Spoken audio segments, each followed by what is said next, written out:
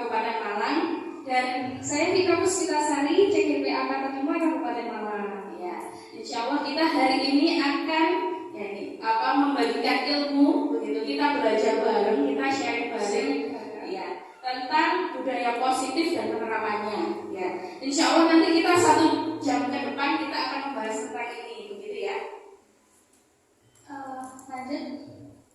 Oke. Biar semakin panas ya. Biar semakin panas. Ya, biar semakin panas kelas kita, begitu ya. Kita mulai dari ice breaking. Oke, sudah sarapan semua, Ustazah? Sudah. Sudah minum semua? Berarti harusnya ini bisa jawab ini. Oke, kita mulai dari ice breaking yang pertama. Oke. Ini tebak gambar saja, gampang kok, nggak ada hukuman. Oke, kita mulai dari gambar yang pertama. Oke, ada gambar ini, kira-kira apakah ini?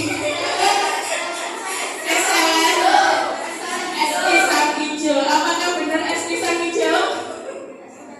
Oke, betul ya. Selanjutnya. Nah, ini agak burem-burem. Tapi ini makanan. Ya, cluenya adalah makanan lagi. Kira-kira apakah ini? Geprek. Apakah ini? Pisang crispy katanya. Telepon. Ada lagi saudara? Serundeng. Apakah ada lagi? Tidak ada? Oke. Makanan khas Jogja. Oke.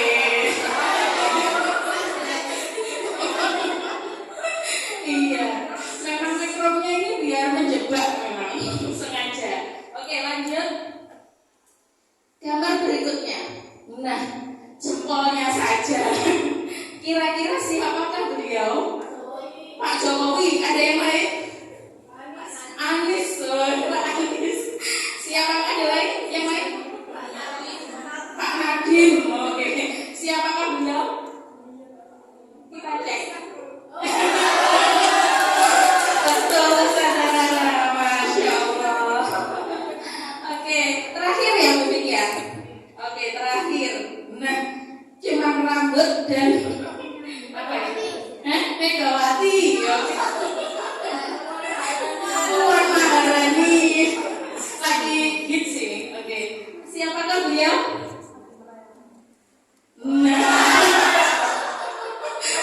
ternyata bukan Bu Puan, bukan Bu Megawati, ternyata Nunung ya, pelawak ini. Oke.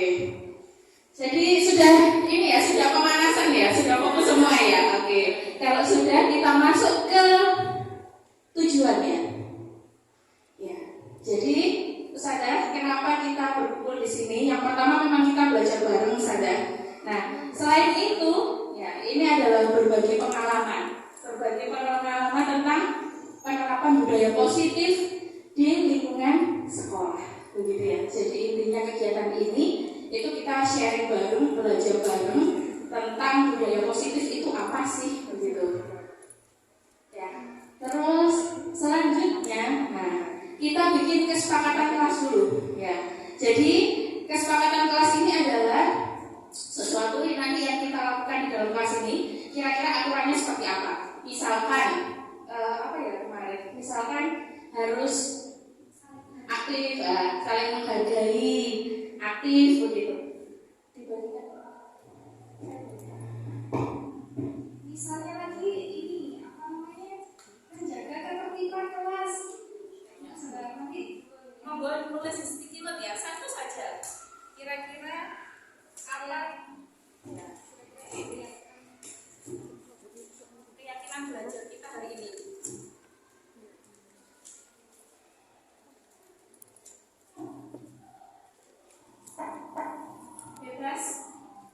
Bebas Ustazah. Jadi terserah mau nulis saling menghargai pendapat temannya atau kemudian jika bertanya mengangkat tangan lebih dahulu.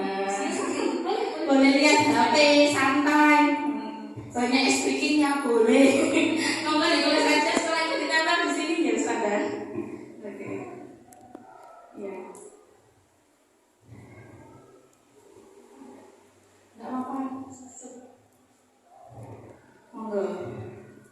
bisa ditanya.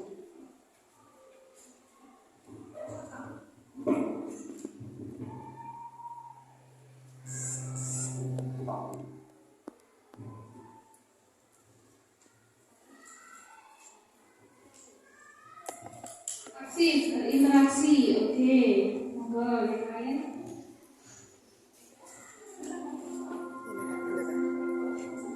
Ini habis ini jadi guru penggerak jadinya nih nanti ya. Tidak tidur di kelas, bagus, bagus banget. Oke, seru dan menyenangkan, Masya Allah. Banyak tertawa, siap. Ada game, seru-seruan, tidak ngobrol, Masya Allah. Tidak takut salah, betul sekali ketika memberikan jawaban. Jika izin angkat tangan, tidak tidur, sampai belum belajar. Oke, kira-kira kelas kita disepakati semua ya? Oh, ada lagi di sini.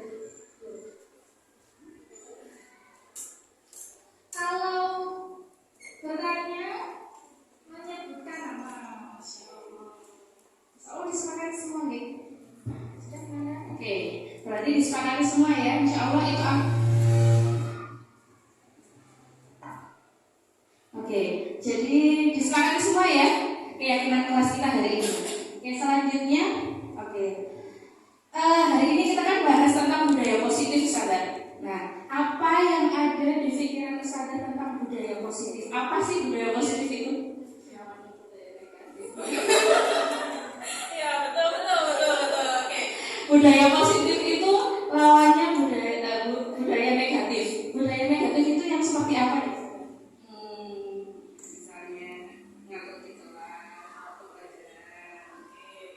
Berarti lawannya, harapannya tidak ngantuk di kelas setelah atau budaya positif gitu ya, saudara. Oke, ada yang lain, saudara?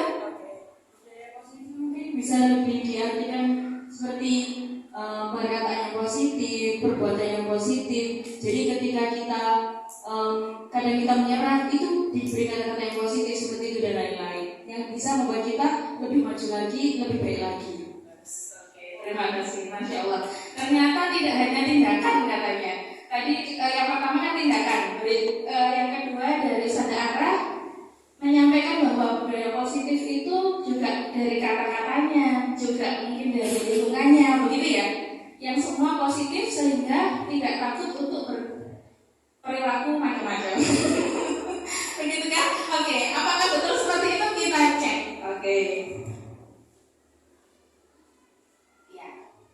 Ternyata ya, budaya positif itu adalah kebiasaan-kebiasaan dan keyakinan positif dalam lingkungan sekolah sehingga mampu membuat rasa aman, nyaman pada murid dalam proses pembelajaran.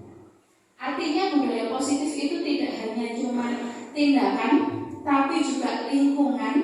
Kemudian juga mungkin ketika menyampaikan pendapat dia sangat dihargai, tidak ada benar, tidak ada salah. Kita merespon hal itu dengan positif. Itulah budaya positif. Jadi budaya positif itu tidak hanya sekedar perilakunya harus positif, bukan. Tapi dari segi lingkungan yang kita hadirkan di kelas itu harus positif. Artinya kita tidak gampang mengejar seorang, ya enggak? Terus kemudian kita juga tidak langsung menyalahkan anak, gitu. Tapi kita bentuk positif. Apa yang mereka lakukan kita hargai. Tujuannya apa sih? Ternyata tujuannya itu adalah membuat rasa aman dan nyaman. Kira-kira kalau anak-anak sudah nyaman dan merasa aman, apakah yang terjadi pada anak-anak? Suka belajar. Suka belajar, dan belajarnya itu dari hatinya mereka, bukan dari sebuah paksaan. Karena kita sudah membentuk ya, lingkungan itu positif ya. Terus kemudian ternyata budaya positif itu juga mampu membuat anak itu berpikir dulu sebelum bertindak ya, dan menciptakan merdeka, mandiri dan bertanggung jawab pada anak. Ketika dia positif ya, ketika kita membiasakan positif, dia melakukan sesuatu itu karena yang tadi saya sampaikan, karena dirinya tahu yang dia lakukan begitu, dan dia tidak takut tahu alasannya. Dan ketika dia punya alasan, kita hargai alasan itu. Makanya itulah budaya positif. Jadi lingkungan tidak hanya sebuah tindakan, tapi juga lingkungan, begitu ya. Itu Itu budaya positif sedikit. Nah, apa saja yang dibahas? Bagaimana cara membentuk atau menghadirkan budaya positif itu dalam sebuah pembelajaran? Nah, kita mulai dari perubahan paradigma. Setuju tidak? Misalkan dulu itu guru itu bisa mengontrol murid. Setuju tidak?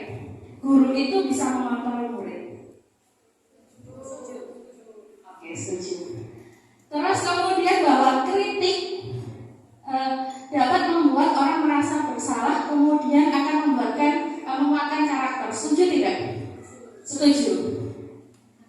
Terus kemudian bahwa semua penguatan positif efektif dan bermanfaat. Benar nggak? Setuju tidak dengan itu? Setuju. Terus kemudian orang dewasa memiliki hak untuk memaksa orang. Setuju tidak? Banget ya. Oke. Ya, sama. Dulu saya juga berpandangan seperti itu. Tapi apakah betul seperti itu? Oke. Kita punya games saja.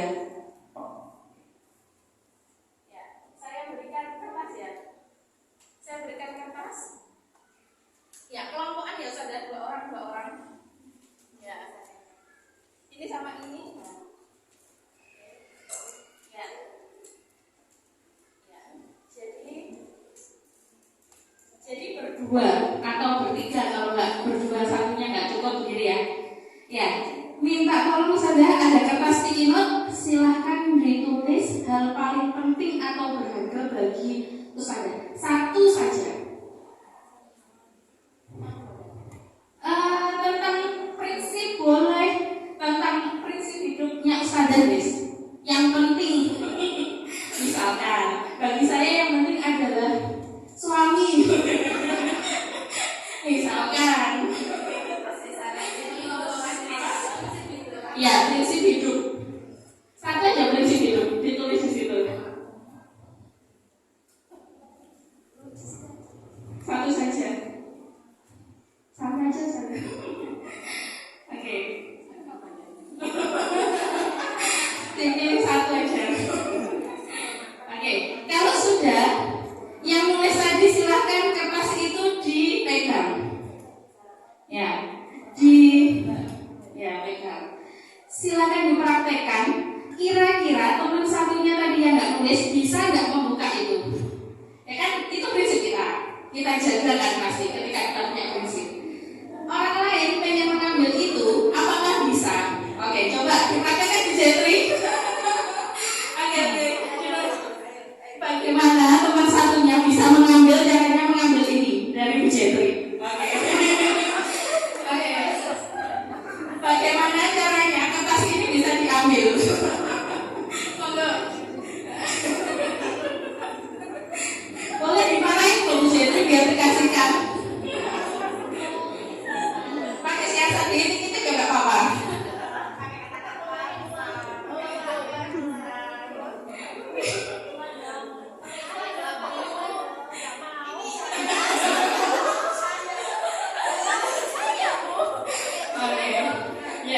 Sudah, terima kasih. Apa saja yang didapat dari sini tadi? Apa?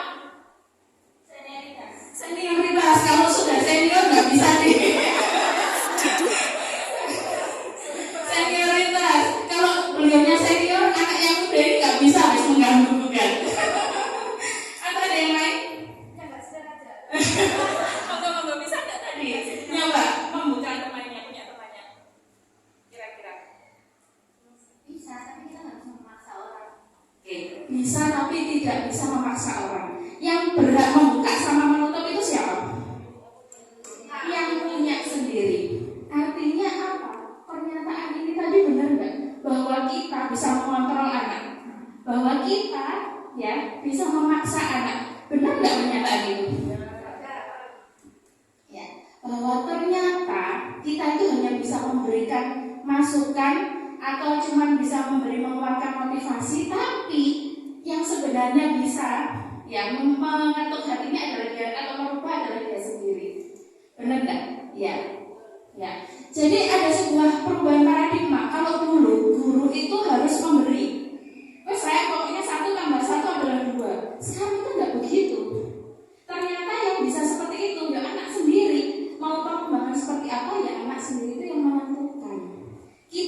tugas guru adalah menuntun biar anak itu sesuai di jalannya, biar tidak salah jalan. Begitu. Kita tidak bisa memaksakan jagung, kemudian saya minta untuk tumbuhnya jadi apa ya, padi atau stroberi yang enak, nggak mungkin bisa. Sama anak yang misalnya dia pintar matematika, terus kemudian atau dia pintar hafalannya, kita paksakan untuk hal yang lain, nggak akan bisa. Karena yang tahu adalah mereka sendiri. Kita hanya bisanya adalah menuntun atau mendampingi mereka untuk mencapai titik ya, yang maksimal dari dirinya, titik maksimal potensi dari dirinya. Begitu. Dilanjutkan. Ya, jadi nanti bergantian ya. Saya dulu, kemudian nanti Ustaz Tika yang ngasih materi begitu. Karena 1 jam maksimal. Ya, ternyata penemuan baru tentang teori kontrol menyebutkan bahwa kita itu tidak bisa mengontrol orang lain. Kita hanya bisa, hanya orang itu sendiri yang bisa mengontrol dirinya. Seperti tadi, kita nggak bisa minta ujian buka. Kalau tidak ujian dengan kerelaan hatinya membuka. Begitu. Sama halnya ketika di pelajaran, kita tidak bisa meminta anak harus mengikuti kita, nggak bisa. Yang bisa kita lakukan adalah mengetuk hatinya, mengajak mereka berbicara bahwa yang benar itu seperti itu. Nanti akan dikembalikan ke anak itu sendiri mau seperti apa dia. Nanti ada caranya. Nah, nanti ini masih awal saja. Jadi cara berpikirnya dulu. Oke. Kemudian ternyata setiap yang dilakukan orang atau setiap perilaku yang dilakukan anak itu pasti ada tujuannya. Dan kita harus tahu tujuan itu, biar kita tahu bagaimana treatment yang pas untuk anak itu. Begitu. Terus kemudian yang ketiga, realitas atau kebutuhan anak itu berbeda-beda.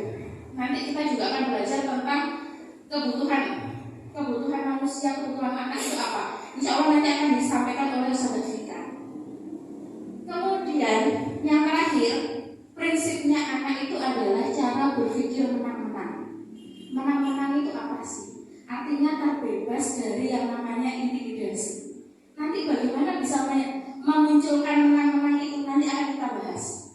Begitu ya saudara. Jadi ternyata dari teori kontrol Dr. William Glasser ini, ya, yang tadinya ilusi paradigma tentang kita bisa mengatur orang, ternyata tidak seperti itu. Gitu. Lanjut kita. Oke. Yang pertama kita bahas tadi dari teori bahwa kita tidak bisa mengontrol orang lain dari hal kecil, yaitu disiplin. Menurut Ustazah kita bisa nggak sih memaksa anak untuk disiplin? Nggak bisa ya. Kenapa nggak bisa?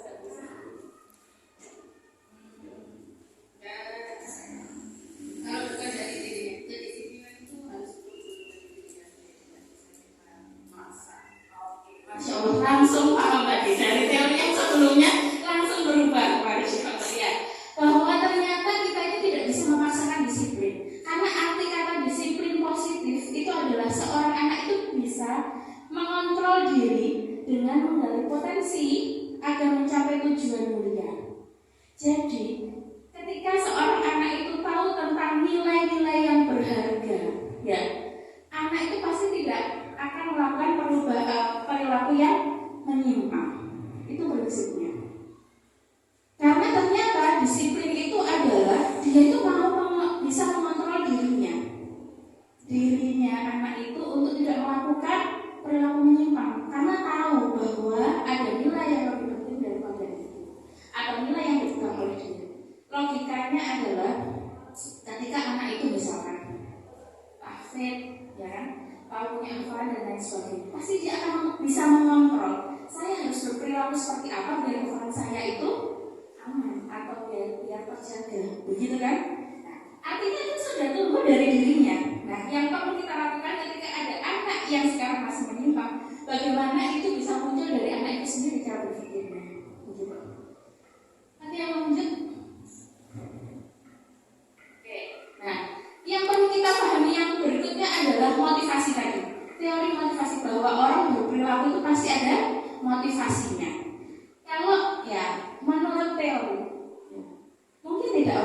berperilaku itu tanpa motivasi?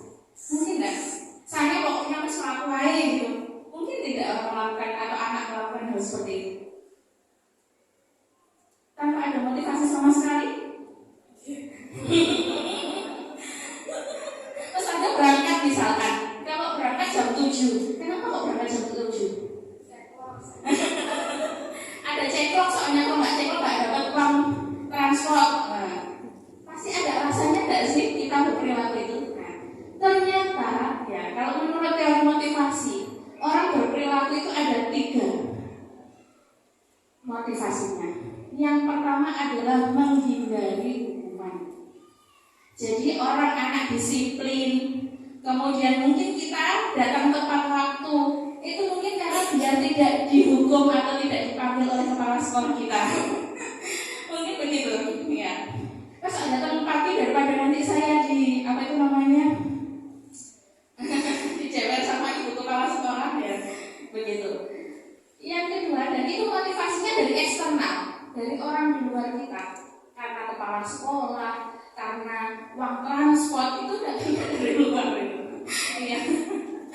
Nah, ini nanti untuk mendapatkan imbalan. Nah, ternyata anak berperilaku itu ya berperilaku sesuatu ternyata ada tujuannya. Pernah nyoba nggak bisa dari kelas?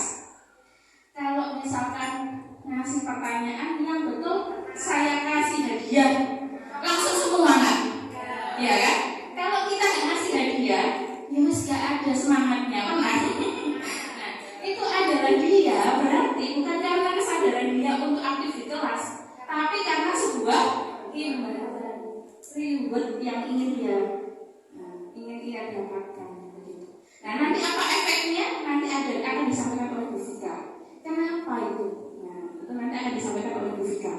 Nah, yang terbaik motivasi itu yang nomor 3, yang dari internal. Apa itu? Yaitu menghargai dirinya sendiri. Tadi yang saya sampaikan, kenapa ketika dia anak kafe tahu kalau dia punya fun, dia harus menjaga itu, karena berarti dia menghargai dirinya sendiri. Dia paham bagaimana dia harus berperilaku ketika punya hafalan yang seperti itu. Nah, itu adalah contoh dari menghargai diri sendiri. Bahwa yang terbaik seorang anak melakukan sesuatu itu karena internalnya dia, karena itu adalah dia menghargai dirinya sendiri.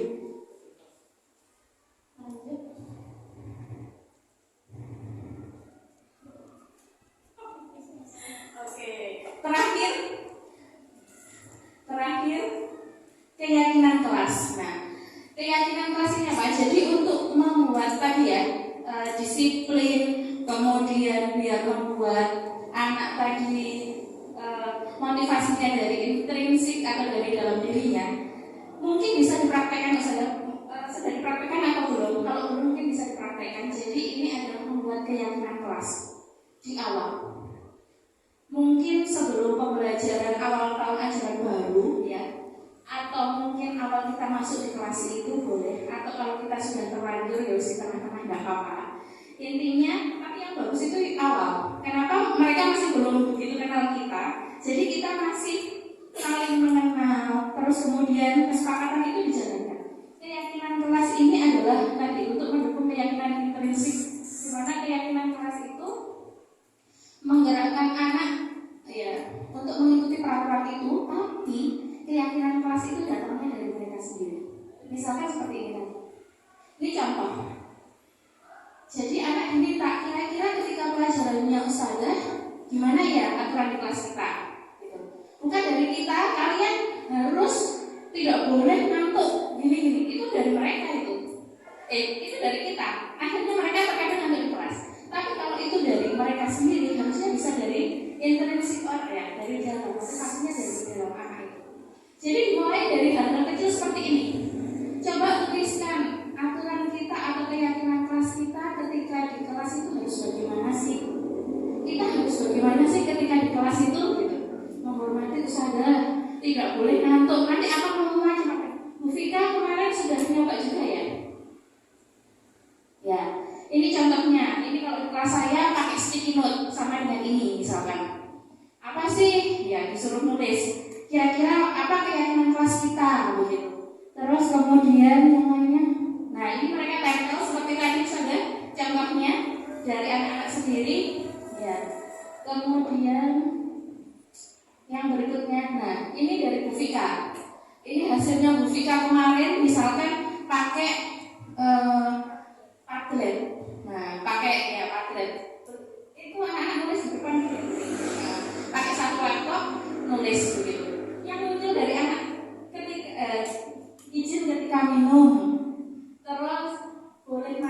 jajan misalkan.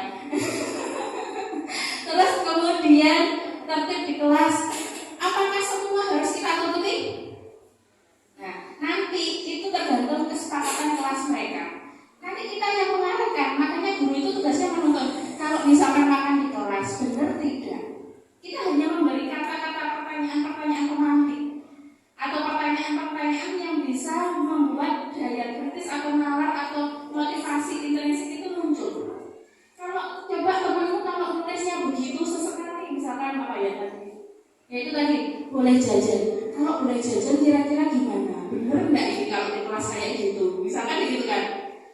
Enggak usah ada, atau misalkan bener usah ada, biar enggak ngantuk. Tapi kalau enggak ngantuk masa caranya begitu? Jadi diajak berbicara. Bener enggak sih? Jadi kita tuntun, tidak langsung menjustifikasi, enggak boleh. Apa yang terjadi? Anak pasti akan patah. Artinya patah di situ bisa jadi akhirnya nggak suka dengan kita atau merasa kita itu otoriter, merasa kita itu apa itu namanya ngatur-ngatur dan sebagainya. Itu dalam banyak hal saja. Ini masih kecil ya. Nanti banyak hal dalam misalkan ketika mungkin anak bertanya, sama. Ketika bertanya apa harus respon kita? Jangan, hei salah, bukan begitu konsep yang benar bukan. Oh begitu ya, mungkin ada tambahan yang lain. Jadi anak itu merasa nyaman bahwa dirinya tetap dihargai walaupun pernyataannya dia itu salah, begitu. Itu sih. Jadi nanti anak-anak akan muncul sendiri dari diri mereka, dari lubuk hati yang paling dalam. Nanti kita tahu akhirnya karakter mereka. Oh karakternya anak kelas ini itu ternyata senangnya jajan loh. Nah, nanti banyak hal yang bisa kita gali dari tulisan-tulisan mereka ini. Nanti itu buat bekal melihat minat. Nah nanti itu ada di pembahasan berikutnya, begitu ya. Terus nah ini contohnya. Kalau peraturan itu sifatnya memaksa, dilarang mengganggu orang lain, selalu kembalikan buku gitu ya. Kalau keyakinan kelas itu tidak. Jadi diminta untuk tanggung jawab. Tanggung jawab bentuknya gimana sih? Tanggung jawab itu misalkan ketika dapat tugas harus tepat waktu. Itu tanggung jawab. Nanti ini dirumuskan sama anak-anak. Biar itu datangnya dari anak-anak bukan karena paksaan. Gitu. Terus ini banyak dilarang menggunakan narkoba. Kalau di luar kan begitu ya. Kalau di sini insya Allah tidak ada semua. Ya. Cuman nanti kalau dari kita misalkan keyakinan kelas kita harus menjaga kesehatan kita dengan cara apa kira-kira anak-anak? Kita kembalikan lagi ke anak-anak. Jadi kita ajak untuk berpikir. Intinya begitu. Tidak langsung menjustifikasi. Ketika itu kita lakukan, banyak hal yang tergali di situ. Banyak hal yang nanti akan tergali dari anak, dari lubuk hati yang paling dalamnya anak begitu. Itu pengalaman dari kita ya. Gitu. Oke, terakhir. Nah, oh ya, nanti ini akan dijelaskan sama Ustazah Vika, begitu ya. Ya, ketika tadi ada aturan, ada keyakinan kelas, apakah yang harus dilakukan? Harusnya ketika melanggar dikasih hukuman, konsekuensi atau restitusi. Nanti akan dibahas oleh Bu Vika, begitu ya, Bu Vika. Mungkin itu saja akan dilanjutkan oleh Bu Vika. Terima kasih. Masih semangat sudah? Masih. Mohon izin ya. Jadi kita seru-seru lagi. Saya yakin ini tadi kepikiran masuk gitu. Melihat Bu Jenny sangat ngomong melihat layar ini. Biar waktunya nggak masuk, kita yakin ya. Ini nanti saya bagikan, kita bagian kertas. Nah silakan teman-teman membuat bentuk sembarang bentuk. Ya, bentuk pesawat, mau bentuk rumah, boleh bunga, ya. Bebas. Sudah, silakan dibuat bentuknya. Sangat seru sekali ya materi hari ini tentang budaya positif. Tadi ada teori kontrol, ada teori motivasi, ada keyakinan kelas. Nah nanti kalau sudah tidak sabar untuk segera praktek dan nggak nunggu lama di ajaran baru gitu ya, boleh, katanya benar tadi boleh di tengah-tengah pembelajaran teman-teman mempraktekkan membuat keyakinan belajar atau keyakinan kelas gitu. Kalau pengalaman saya membuat keyakinan itu ini biasanya kalau mau diskusi juga gitu, mau diskusi mau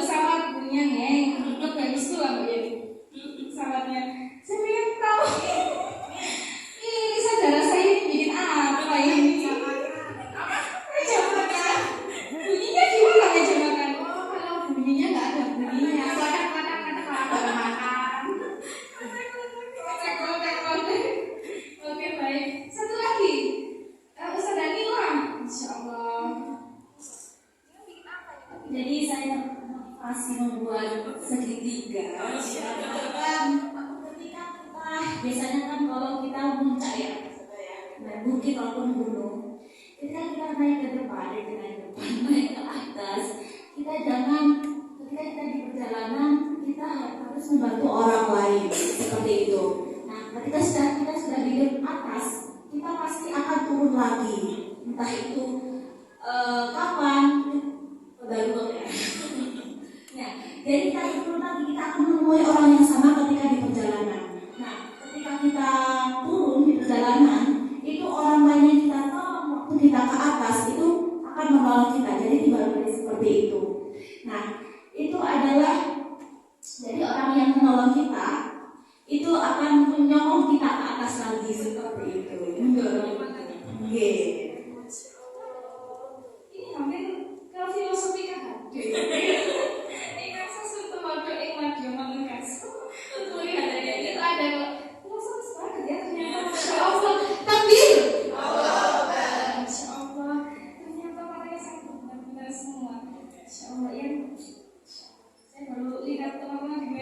Masya Allah, sedekat ini tuh baru kali ini Mbak Yus. Ya, betul. Oke, kita lanjutkan nih. Jadi, bagaimana jika ada yang melanggar? Apakah dikasih hukuman? Apakah dikasih konsekuensi? Apakah satu lagi tadi istilah baru? Nah, istilah baru tadi apa? Restitusi. Ada yang sudah pernah mendengar istilah restitusi? Kalau hukuman kan sudah sangat familiar ya. Biasanya ngasih hukuman apa sih ke anak-anak atau ke santrinya?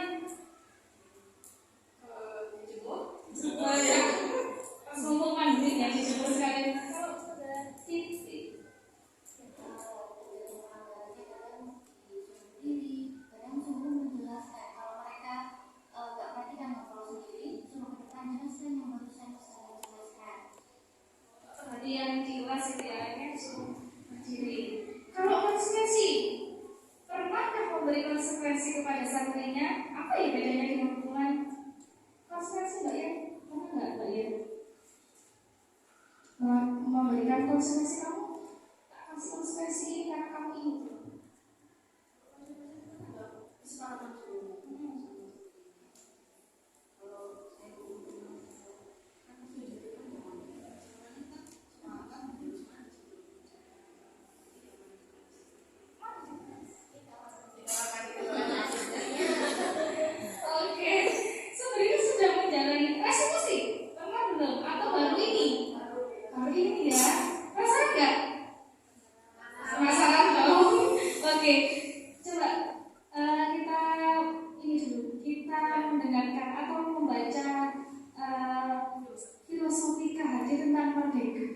Merdeka itu artinya tidak hanya terlepas dari perintah, akan tetapi cakap membuat perintah diri sendiri.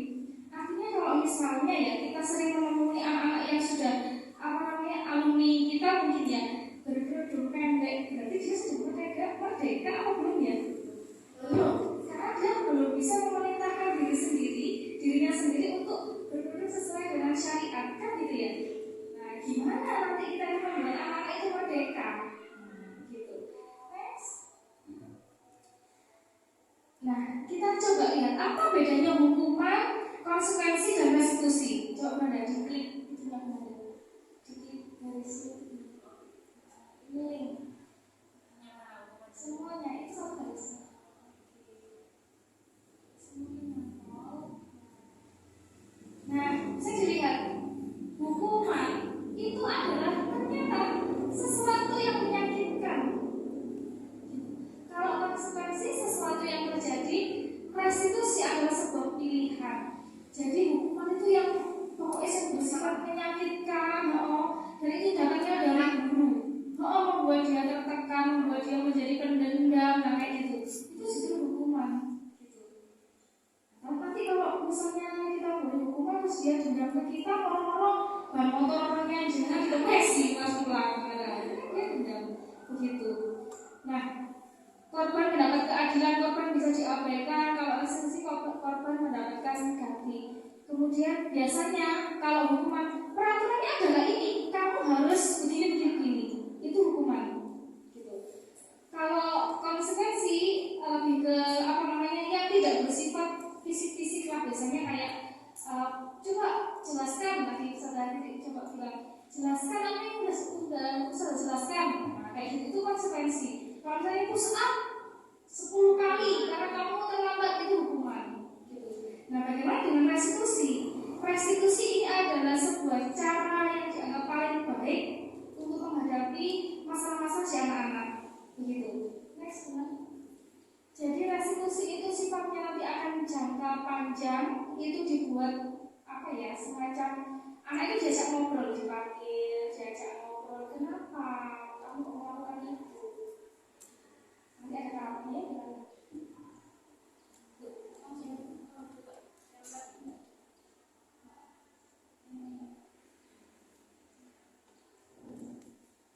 Kalau restitusi itu bersifat positif ya, tapi nah konsep dirinya akan menjadi kuat, anak itu tidak merasa disalahkan gitu. Tapi ditanya kenapa? Alasannya apa sih? Tadi kan ada teori apa? Teori motivasi. Apa motivasinya kok kamu melakukan itu? Gitu lebih ke anak itu diterima dulu, gitu sama gurunya. Tidak langsung kemudian apalagi maaf hukuman itu diberikan di depan teman-temannya kan pasti dia kayak aduh nanti next aku diterima nggak sama teman-temanku kayak gitu. Kalau restitusinya nanti anaknya akan kembali ke kelompoknya, ke teman-temannya itu dalam kondisi penuh kesadaran kayak gitu. Aku nggak akan mengulang lagi.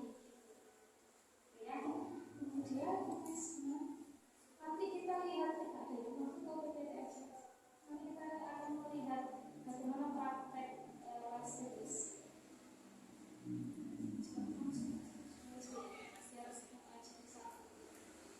Ke prakteknya. Nah ini tahapannya teman-teman. Jadi tahapan melakukan restitusi itu ada di segitiga restitusi. Gitu. Yang pertama adalah mensabukkan identitas bahwa setiap orang itu pernah melakukan kesalahan. Karena itu dipanggil. Misalnya juga dulu pernah melakukan kesalahan yang sama dengan kamu. Kamu sudah pelan-pelan memperbaiki diri. Nah kayak gitu. Kayak semacam disadarkan gitu. Kemudian di sisi yang sana validasi tindakan yang salah. Nah, kamu pasti punya alasan kok melakukan ini. Coba sih sebutkan. Kenapa kamu melakukan itu? Kemudian menanyakan keyakinan. Yang kamu lakukan tadi sudah sesuai dengan keyakinan pasti enggak?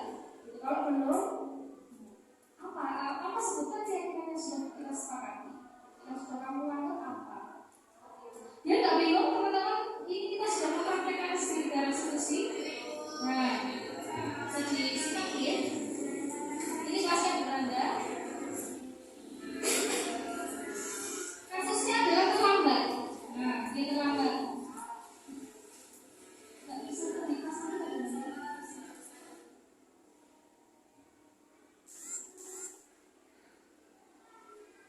Nah, setelah pelajaran selesai, sudah memanggil Atasya dan Zulaika. Zulaika sama Atasya tahu tidak kalau satu kalian? Kenapa?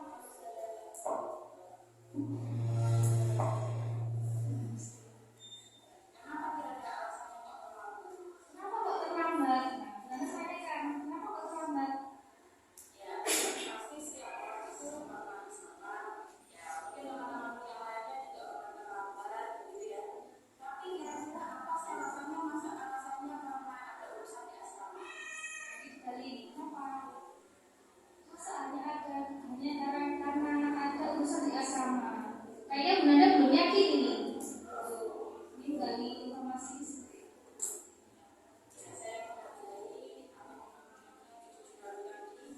Tapi kira-kira tindakan tadi sudah sesuai dengan kesepakatan kelas. Saya menghargai kejujuran bangsa. Kita kan sudah menceritakan hal yang sejujurnya gitu ya. Masalahnya apa? Gitu. Tapi itu kan melanggar kesepakatan kelas kita.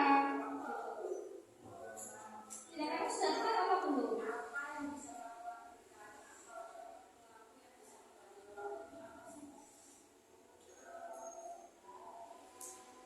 Oke. Apa yang bisa kamu lakukan untuk bisa menghargai waktu, untuk bisa manajemen waktu lebih baik lagi? Dia menjelaskan apa yang harus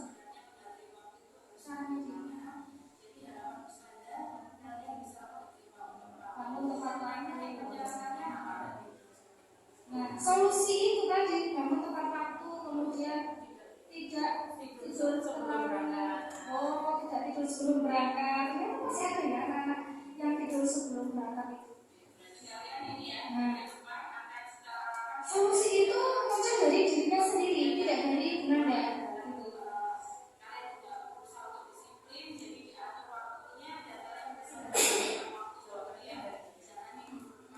Jadi Gunanda menegaskan kembali, oh jadi kamu supaya nggak terlambat lagi harus apa namanya istirahat, kemudian tidak tidur sebelum berangkat, dikuatkan lagi.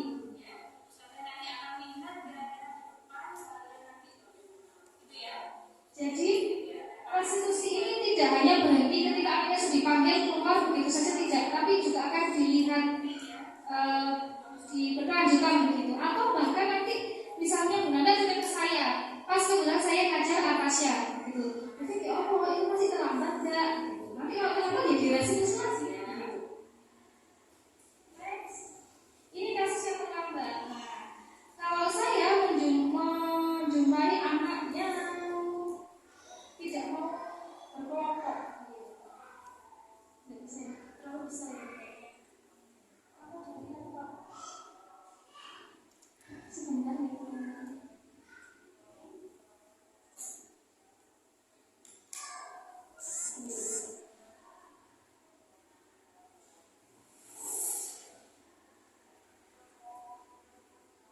Ini pas ngajar,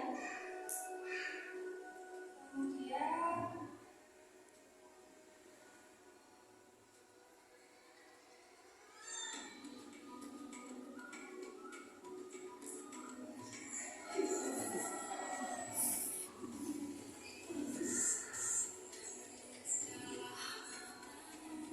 ini juga restitusi.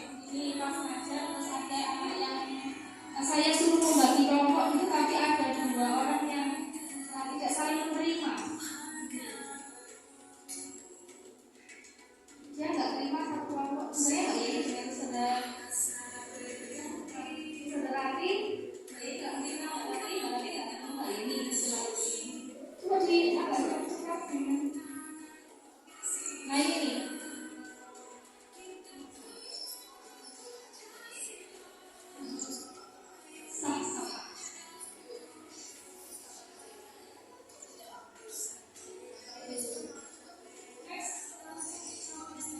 Sama ini, sama dia gambar di kelas.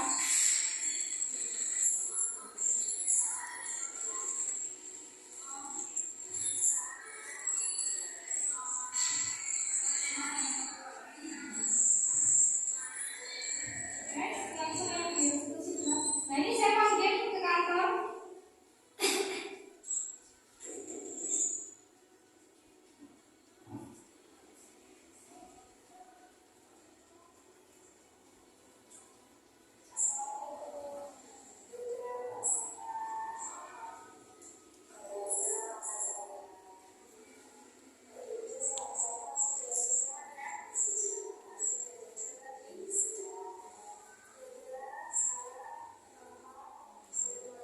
Jadi ditanya, kenapa kok dipanggil ke sini?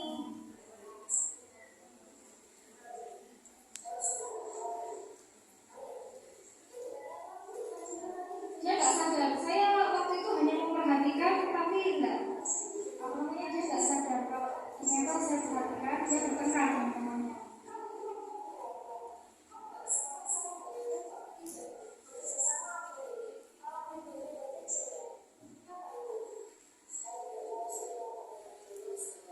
Saya tidak mau satu kelompok dengan muda, saudara. Saya juga tidak mau dengan sama, saudara. Kenapa?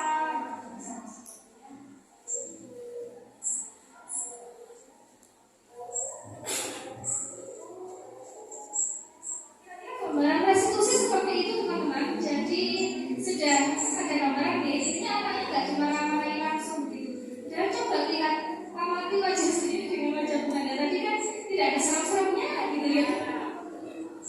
Ya karena nanti kita lihat posisi kita itu seperti apa ketika menghadapi masalah seperti ini.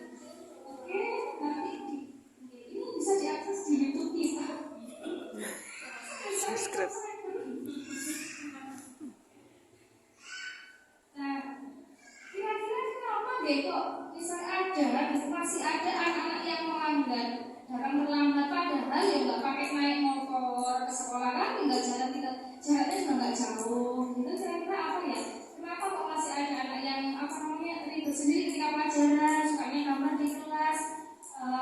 menerima temannya.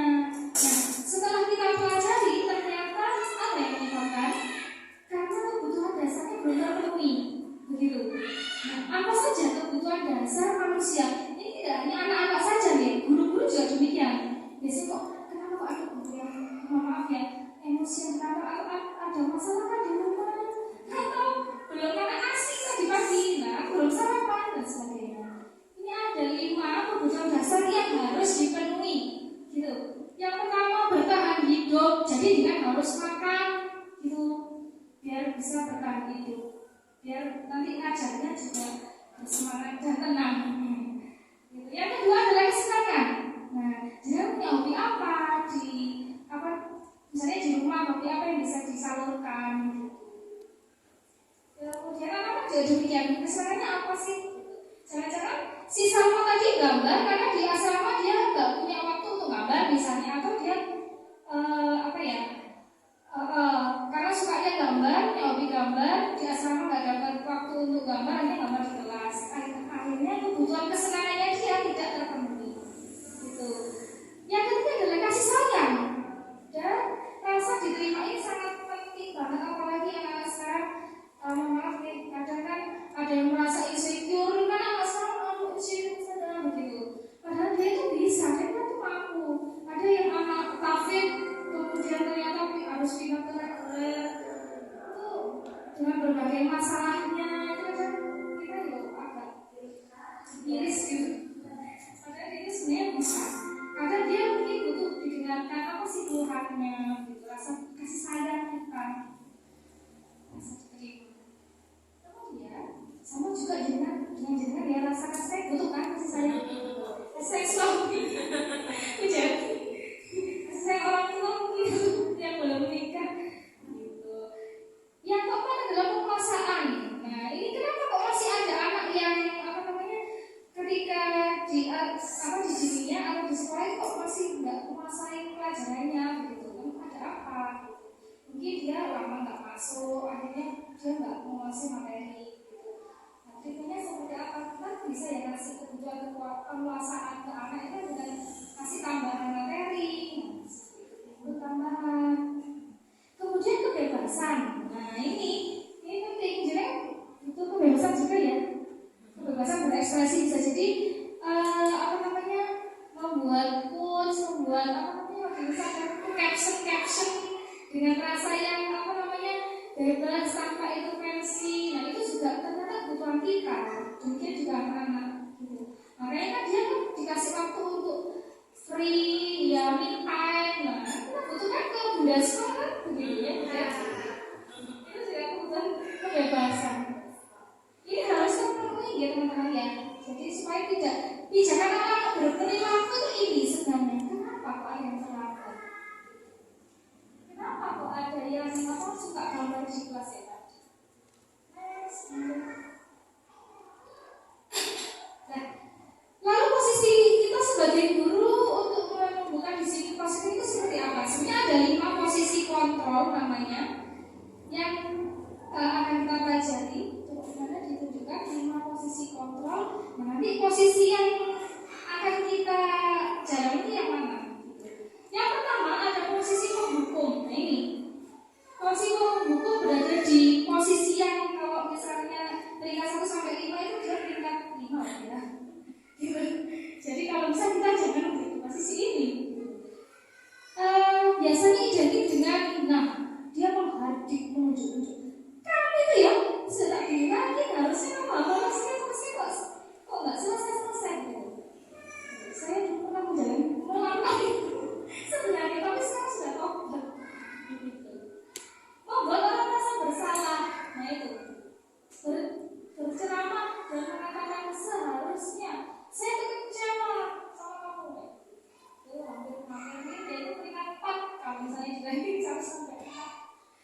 Nah sebagai teman kita juga sebenarnya ini peringkat 3. Sebagai teman juga sebenarnya tidak disarankan nih, karena kadang-kadang anak yang terlalu akrab dengan kita itu kan takutnya nanti lama kemudian tawa-tawa itu loh Mbak Dwi, karena kan sudah akan sama Bumi mau salah ayo salah ada ini jadi dari posisi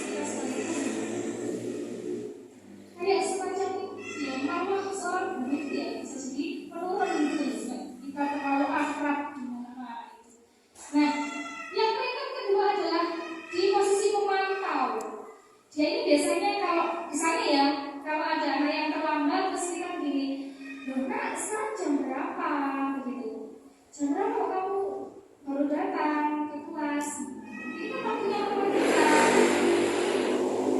Sekarang gini aja Mas, kamu kan sudah tahu konsekuensinya, sudah dalam kesepakatan kelas kita. Kalau terlambat, kamu harus mengerjakan soal matematika misalnya, atau membuat catatan matematika dari apa namanya catatan temanmu nanti di jam istirahat. Biasanya ada data-data itu, ada jamnya, kalau sebagai pemantau. Nah, manajer ini sudah sebagai sudah melakukan restitusi. Kalau manajer, gitu ya, yang tadi itu, yang kayak dikatakan Bunda sama saya tadi itu posisinya adalah manajer. Gitu. Kita boleh, ini kan manajer kan ya sangat sulit kadang kita menghadapi anak jujur aja ya, menghadapi anak gambar juga. Mereka harusnya digunakan saya kok nggak sih? Itu kan kadang kita sudah emosi sudah sampai sini lah ya, gitu kan. Gitu. Jadi manajer itu memang ya dibilang ranking 1 dan masih kita tahap belajar untuk ke sana. Gitu. Dan kadang anaknya pun kita panggil juga sudah ada skenario banyak kan di kepalanya. Oh ya juga aku sadar. Tapi kita boleh turun ke peringkat yang kedua di posisi kalau yang manajer sudah restitusi tadi. Selanjutnya adalah kita menambah. Oh ini ya, setelah menjalankan restitusi tadi yang kita simak tadi, ini respon anak-anak. Ini kita tidak memberikan ya skenario kepada anak-anak ini memang sengaja coba sih kamu kalau misalnya sudah begitu kan seperti apa? Coba kita simak.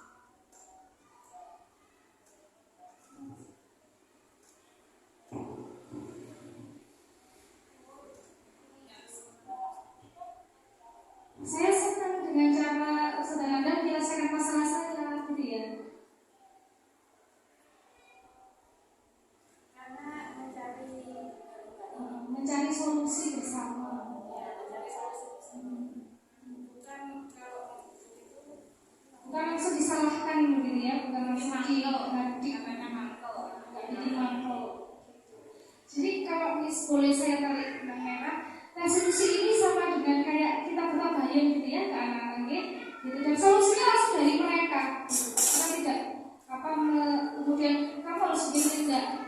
Tapi solusinya dari anak-anak sendiri. Ada lagi bukan? Sepertinya kok sudah. Jazakumullah khair ustazah.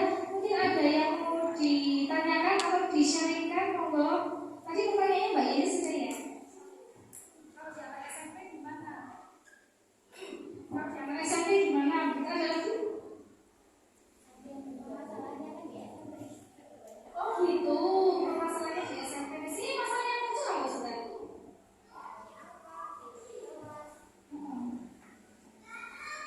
Tanya apa?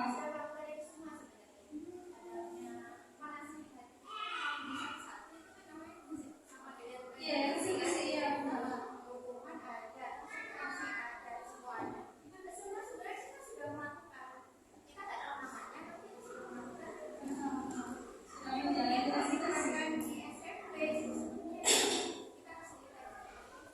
Sudah membuat keyakinan kelas sebelumnya.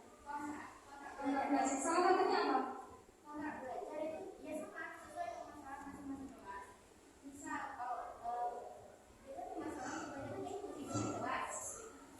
Masalahnya Mbak itu kan tidur di kelas apa?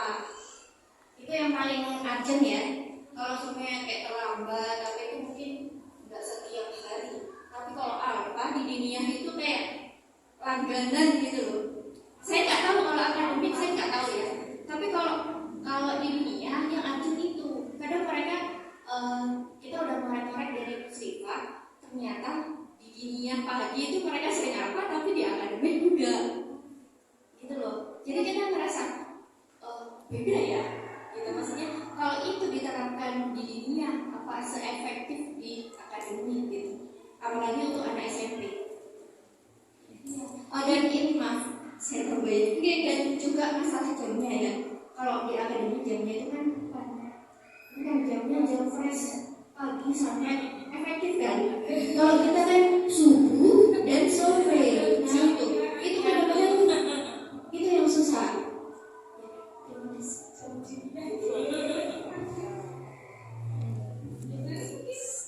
Oke.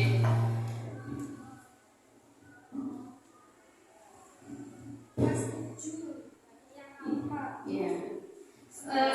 Mungkin nanti kita sharing-sharing ya sifatnya.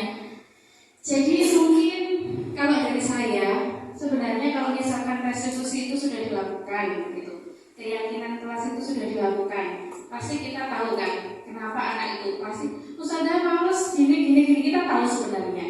Ya, artinya males itu misalkan karena mungkin pelajarannya di pagi hari, misalkan begitu ya. Terus kemudian soalnya saya nggak bisa bahasa Arab sedangkan pelajarannya full bahasa Arab. Kita tahu kebutuhan anak.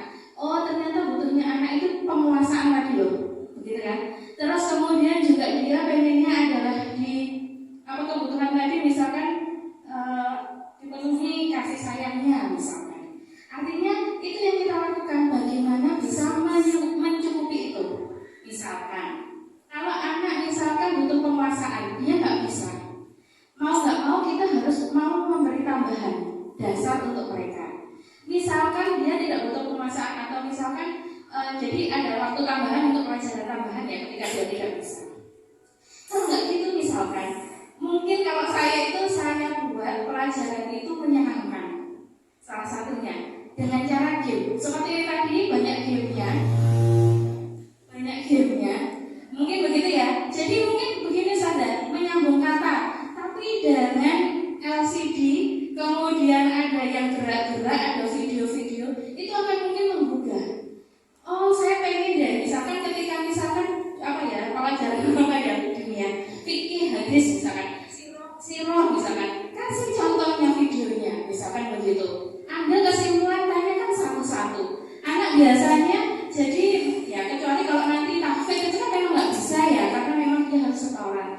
Tapi kalau bisa mungkin ya, difleksibelkan begitu, ditambah hal-hal yang untuk memenuhi kebutuhan dia, entah itu kasih sayang, entah itu merasa dihargai, pokoknya kasih itu begitu. Karena mungkin seperti ini itu yang harus misalkan istilahnya begini, yang saya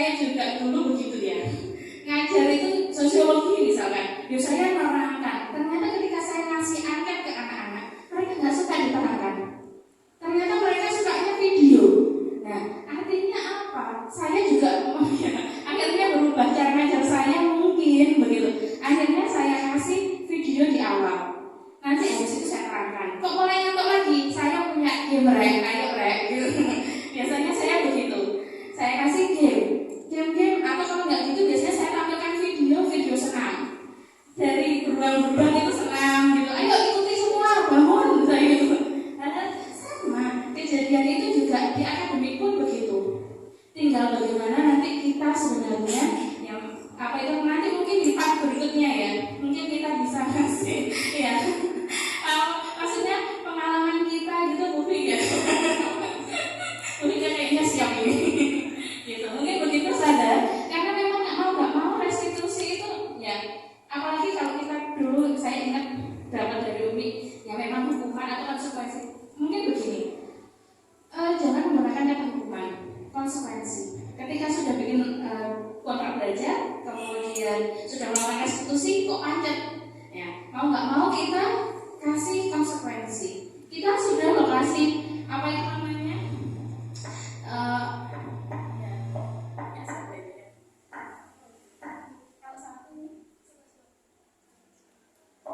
Misalkan apa itu namanya kita sudah melakukan itu semua, kok nggak bisa? Ya wes, konsekuensinya apa? Biar lahir dari dia, jangan dari kita. Nanti kalau dari kita yang ada nakal sama pelajaran kita tambahan, tambah nggak bisa menerima dengan diri kita. Begitu marah itu nanti yang lebih berat. Anak itu kamu sudah nggak suka, begitu alfa terus waktunya kita begitu. Jadi biar dari mereka. Kalau dari mereka solusinya, kalau suatu saat dia tidak melakukan, kamu yang ngomong sendiri. Itu biarkan. Itu proses pendewasaannya dia. Begitu. Yang penting kita selalu mengingatkan, menuntun, karena tugas kita hanya mengingatkan dan menuntun. Begitu kalau dari saya, mungkin tambahan kita. Kebetulan mapel saya itu kan Mbak tahu ya. Biasanya kan banyak nggak disukai anak-anak gitu. Saudara saya kan ngajarnya kan matematika gitu. Kan papan sama saya kan biasanya kan penuh. Itu sekarang sudah saya rubah sudah gitu. Karena dulu itu saya mengamati 1-2 anak itu kok setiap Selasa itu kok masuk, oh ini gitu. Di sana memang dapat surat, kadang itu kalau nggak dikasih surat, mungkin saudaranya juga gede mungkin ya. Kok nanti kok nggak setiap Selasa tak kita ini pokoknya ada itu nggak masuk. Terus akhirnya saya ke apa namanya lama-kelamaan ini saya juga kasihan dia gitu. Kasihan dia kan nggak dapat pelajaran kan. Gitu. Akhirnya saya sedikit mengikhlaskan untuk tidak apa ya, menutupi materi gitu, saudara. Jadi kadang 1 jam setengah kita beda 1 jam ya. 1 jam setengah itu memang anak-anak saya suruh inilah game gitu. Gamenya tapi tetap berbeda dengan apa namanya pemahaman. Cuma caranya itu loh berbeda gitu. Jadi mulai akhir ini itu kan memang banyak masalah di anak-anak kita itu kan ada yang lama nggak sekolah, nah gitu. Saya tuh mencoba menggali minatnya sebenarnya ke pelajaran saya itu seperti apa, pengennya seperti apa gitu. Nanti mungkin maaf jangan bisa mencoba gitu. Minatnya di pelajaran fikih itu mau disampaikan dengan cara seperti apa sih gitu. Apakah dengan video tadi, apakah kita sudah harus membuat PPT atau sudah harus menayangkan video dari YouTube, itu nanti dibuat post-it begitu aja, tuliskan gitu. Nanti kan kita bisa untungnya pas selama ini matematika yang diinginkan anak-anak itu seperti itu begitu. Akhirnya ya iya setelah kita ganti itu ternyata Masya Allah. Alhamdulillah teman-teman tadi kan sudah usaha itu kan sudah melakukan ya Masya Allah. Bahkan mungkin namanya baru ini tapi sudah tahu cara-caranya itu yang sudah lama. Memang konteks apa namanya budaya positif ini atau restitusi tadi yang di poinnya restitusi itu cocok atau bisa digunakan dalam segala konteks gitu, konteks belajar dari TK, dari SD, dari SMP, dan ke SMA juga. Jadi kalau misalnya apa namanya yang Mbak Yeni sampaikan tadi kelas 7 sulit ini kan ya ini proses gitu Mbak Yeni. Jadi kalau misalnya memang belum sampai di posisi manajer, kita boleh ke pemantau dengan memberikan konsultasi. Jadi hukuman itu tidak dihilangkan sepenuhnya teman-teman, tapi diminimalisir atau diminimalkan. Karena itu tadi efeknya sangat itu anak merasa tidak diterima, menjadi pendendam. Mungkin lain kali saudara-saudara boleh sharing sama kami. Sebenarnya kami itu berempat, ada Bu Afifah sama Bu Putri. Nah itu mungkin kalau mau saya tentang pembelajaran gitu. Gimana memaksimalkan 1 jamnya tadi loh saudara gitu. Atau saudara ditanya alfanya kenapa saudara pilih? Dengan mana?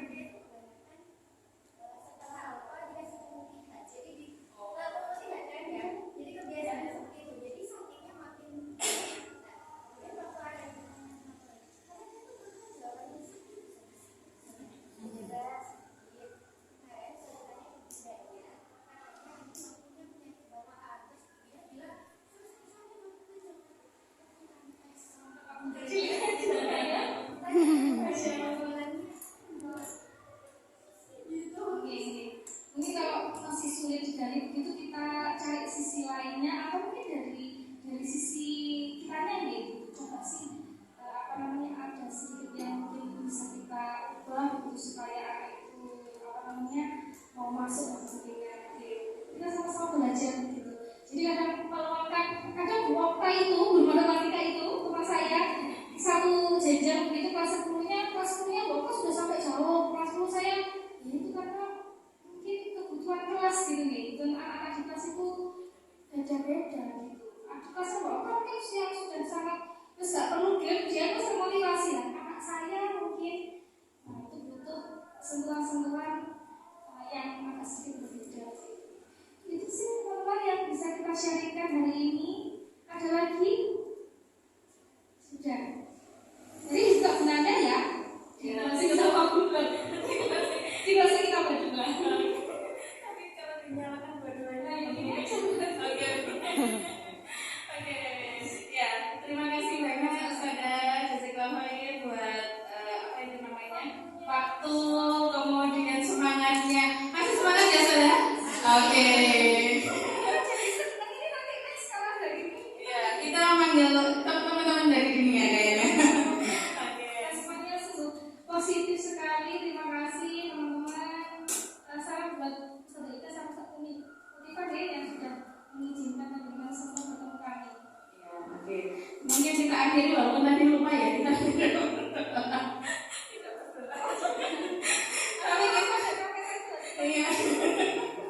Iya, tapi kita akhiri dengan doa ya, biar semoga ilmu kita hari ini, sharing kita hari ini itu membawa manfaat untuk kita semua, begitu ya. Kita akhiri dengan doa istighfar dan doa kafaratul majelis. Astagfirullah.